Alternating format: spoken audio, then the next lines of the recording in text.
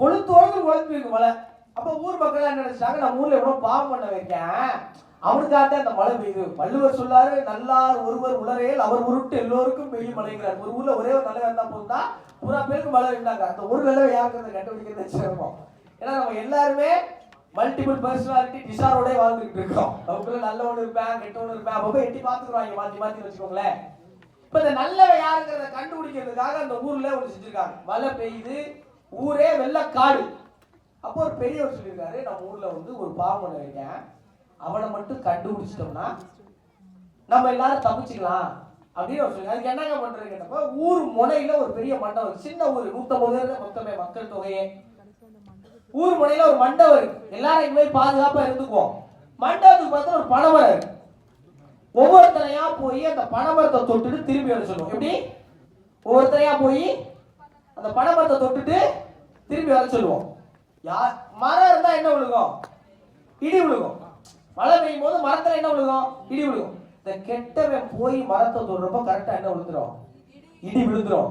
அவன் மட்டும் செத்து போயிடுவான். நம்ம ஊரை தப்பிச்சுலாம். இப்படி ஒரு பிளான் போட்டுருக்காங்க அந்த ஊர்ல. மைக்க கடிச்சிட்டே நினைக்கிறேன், பயப்படாதீங்க.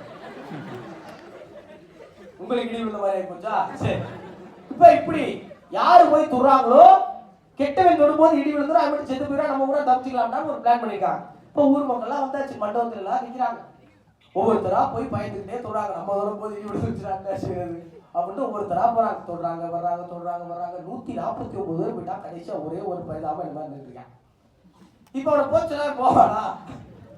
149 பேர் போயிட்டாங்க. இப்ப இவன் தான் அக்யூஸ்ட் எல்லாரும் பாக்குறாங்க. ஏய் போய் தொடுறா, இல்ல நான் தொட மாட்டேன், ஏய் போய் தொடுறா அப்படின்னு தள்ளுறாங்க.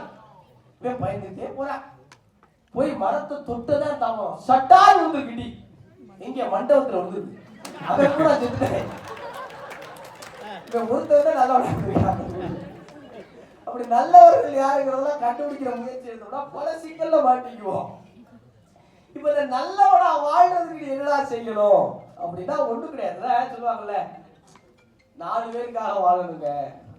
4 பேருக்காக. 4 பேர் யாரு தெரியுமா? இந்த மெய்யிலிருந்து இந்த உயிர் என்றோ ஒரு நாள் பெரிய தர போகுது. ஒரு கவிதை சொல்லுவாங்க ஊர்ல,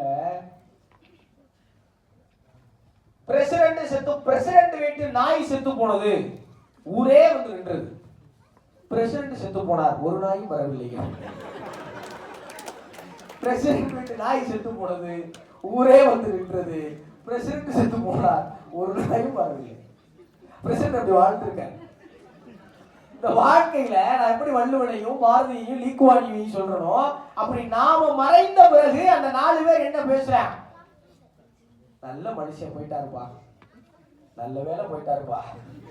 இந்த 2 தான். நல்ல மனுஷன் போயிட்டாருப்பாங்கிறதுக்கும் நல்ல வேலை போயிட்டாருப்பாங்கிறது தான் இந்த மண் உங்களை எவ்வளவு காலம் நினைவில் வைத்திருக்கிறது என்கிற கேள்விக்கான பதில். அப்ப இந்த மண் இருக்கிற வரைக்கும் உங்க பேர் இருக்குன்னா நீங்க என்ன பண்ணணும்னு தமிழ் உங்களுக்கு சொல்லிக் கொடுக்குது. அதுக்கு நீங்க என்ன செய்யணும்? தமிழை வாசிக்கணும். நாங்க போய் எப்படிங்க இன்னி தமிழை வாசிக்கிறது? எங்க வீட்டை புத்தகம்லாம் வாங்கியிருக்கோம், தொல்காப்பியம் வாங்கியிருக்கோம், திருக்குறள் வாங்கியிருக்கோம். அதுக்கான அர்த்தம் புரிய மாட்டேங்குது. எங்களுக்கு யாரு சொல்லி கொடுப்பா? துப்பா இருக்கு துப்பாய துப்பாக்கி, துப்பா இருக்கு துப்பாய தூவும் மழைனா தூ தூதான் வருது. இதுக்கு எங்க அர்த்தத்தை படிக்கிறது? எப்படின்னா நீங்க அதெல்லாம் தான் படிக்கணும்னு இல்லை. நீங்க நவீன இலக்கியத்தை படிச்சா போதும். ஆனா மதிக்குமார் எங்க இருக்கீங்க? மதிக்குமார் தாயுமானவன் இருக்காரா? ரெஸ்ட் ரூம் போயிருக்காரு. அங்கே மேல நிக்கிறாரு. சாரி மன்னிச்சுங்க. நான் பிக் பாஸ்குள்ள போறதுக்கு முன்னாடி ஒரு கவிதை படிச்சேங்க. அந்த கவிதை ஒரு நாள் பூரா என்னை போட்டு ஒரு உழுப்பு உழுக்கி பிடிச்சு வந்தோடனே அவர் கை கொடுத்து நான் தாங்க அந்த மதிக்குமார் அப்படின்னாரு. எந்த மதிக்குமார் முதல்ல புரியல. அப்புறம் கவிதை சொன்னீங்களே அப்படின்னாரு. எனக்கு டக்குன்னு ஞாபகம். அவர் ஒரு கவிதை எழுதினாரு. இந்த இடத்துல நான் பதிவு பண்ண விரும்புறேன். அந்த கவிதையுடைய தலைப்பை 2வதா சொல்றேன், முதல்ல கவிதையை சொல்றேன். கோவிலுக்குள் மறுக்கப்பட்டவனின் காலில் வந்து விழுந்தது. எப்படி?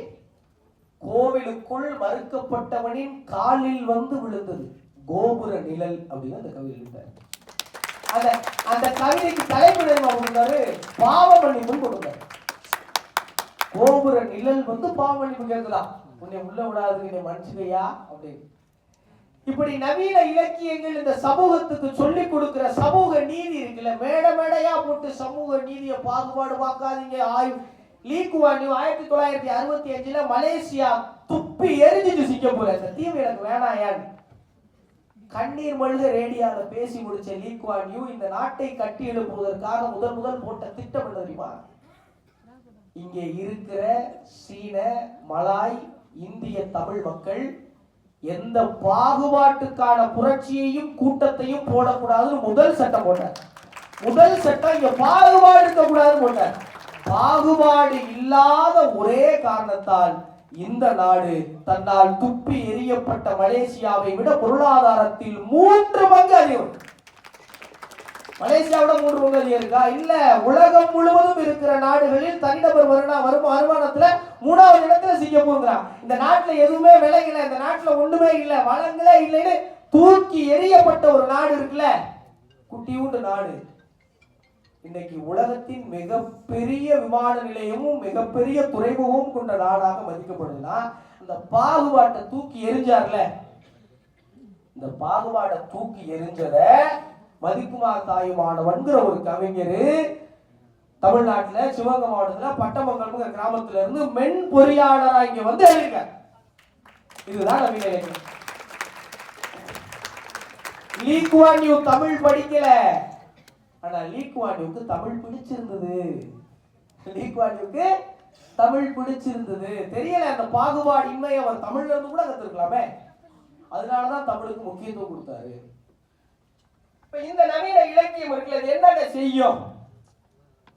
இந்த மொழி கொடுக்க யோசிச்சு பாருங்களேன். இப்ப நான் எத்தனை மணிக்கு மேடை ஏறினேன்? 8:30 ஏறி போனா 8:15 ஏறினேன். 1/2 மணி நேரமா உள்ள அறுத்து கொலையா கொண்டுகிட்டு இருக்கேன். ஆனா நீங்க கேட்குறீங்களே, அடிக்கடி பாத்துக்கிறேன் உங்க கண்கள் எங்கேயாவது சோர்வடைதா? யாராவது டக்குன்னு ஏதாவது மெசேஜ் போயிட்டீங்களா? டக்குன்னு வாட்ஸ்அப்ல இருந்து இன்ஸ்டாகிராமுக்கு தப்புறீங்களா? இல்ல, ஒரு லைக்கை போட்டு திரும்பி வந்துருங்க நீங்க கேட்கறதுக்கு. இப்ப இத கேட்க வைக்கிற தமிழ் இருக்குல்ல, ஒரு கவிதை படிச்சாங்க நம்ம ஊர்ல. இந்த இடுகாடுகள் இருக்குல்ல, மக்கள் தொகை ஜாஸ்தி நம்ம ஊர்ல உங்களுக்கு தெரியும். இப்ப அதுல நம்ம முதல் நாளா வந்திருக்கோம், பெருமைப்பட வேண்டிய விஷயம். இடுகாடுகள் இருக்குல்ல, அங்க வந்து இறந்த சடலங்களை பிதைச்சிருந்தாங்கன்னா ஒரு சடலத்தை பிதைச்ச கொஞ்ச நாள் கழிச்சு மேல இன்னொரு சடலத்தை பிதைச்சிருவாங்க. அது ரொம்ப சாதாரண விஷயம் தான் நம்ம ஊர்ல. ஒருத்தர் எழுதுறார் இப்படி: அப்பாவின் இறந்த சடலத்துக்கு மேலே ஏதோ ஒரு அனாதை சடலத்தை புதைத்து கொண்டு வந்தார்கள். இறந்த பிறகும் போகவில்லை அப்பாவின் இறக்க குணம் அப்படின்னு இருந்தார். நம்மளால சட்டை விட்டு சட்டை எப்படி போக எப்படியா எங்க அப்பா இல்ல, அதெல்லாம் அவர் எழுதிட்டார். இறந்த பிறகும் இறங்கவில்லை அப்பாவின் இறக்க குணம். இப்படி சொல்லி கடந்து போறது இந்த மொழிதான், இந்த கற்பனை அந்த மொழிதான் கொடுக்கும். யாருக்கெல்லாம் என்எஸ் கிருஷ்ணன் தெரியும்? என்எஸ் கிருஷ்ணன் தமிழ்நாட்டுடைய ரொம்ப முக்கியமான பெரியார் தெரியும். சின்ன பிள்ளைங்களுக்கு என்எஸ் கலைவாணரோட, நீங்க கலைவாணருடைய புத்தகங்களை வாங்கி இந்த பிள்ளைகளுக்கு கொடுங்க. ஏன் வாசி முக்கியம் நான் பின்னாடி சொல்றேன். இப்படி பேசி கூட பொழைச்சிக்கலாம்னு வைங்களேன், அதனால பிள்ளைகளுக்கு கொடுங்க. என்எஸ்கே தவறிட்டார். ஏன்னா வந்ததுல இருந்து செத்து போற பத்தியே பேச நினைக்காங்க. அதை பத்தி கொஞ்சம் யோசிக்கணுங்க. என்னத்தை விட்டுட்டு போறோம்னு இருக்குல்ல, இதுக்கப்புறம் வாழ்றதுக்கு வந்துடுறேன். வாழ்றதை பத்தி பேசிட்டு முடிக்கும் போது போறதை பத்தி பேசிட்டு போனேன்னா ரொம்ப கஷ்டமா இருக்கும். அதனால போறதை முன்னாடி பேசிடுவோம், பின்னாடி வாழ்றதுக்கு வருவோம். என்எஸ்கேக்கு ஒரு சிலை நிறுவி இருக்கிறாங்க. இது அப்ப முதலமைச்சரா இருக்கிற எம்ஜிஆர் வந்து திறந்து வைக்கிறாங்க. மாலை போடுறாங்க சிலைக்கு.